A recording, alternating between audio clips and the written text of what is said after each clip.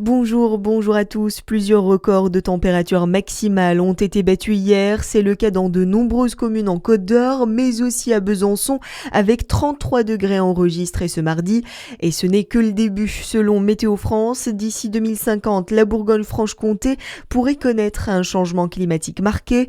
La région a verré ses températures grimper de plus de 2 degrés en moyenne, avec des hausses pouvant atteindre 2,6 degrés en été.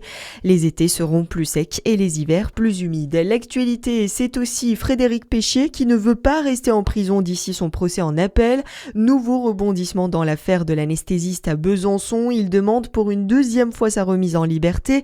Une demande qui sera examinée le 16 juin prochain. Son procès en appel pourrait avoir lieu en septembre 2027.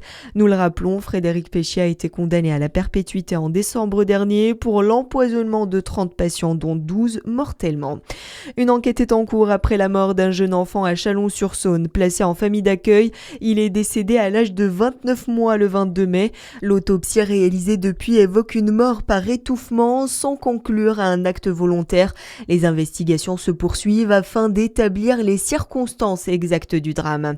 Le Jura à l'honneur aujourd'hui à Paris. Les 23 élèves du CAP équipier polyvalent du commerce du lycée Montciel de Lons-le-Saunier participent à la finale du concours Je filme le métier qui me plaît. Leur vidéo retenue parmi 3000 candidatures dénonce les préjugés envers les filières professionnelles.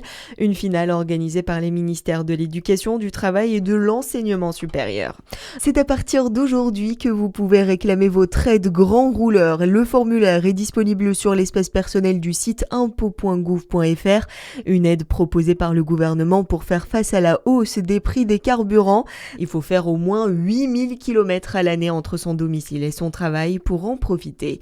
Et puis en terminant en football, le choc s'est transformé en grand verrou 0-0 entre Saint-Etienne et Nice hier en barrage aller Ligue 1, Ligue 2.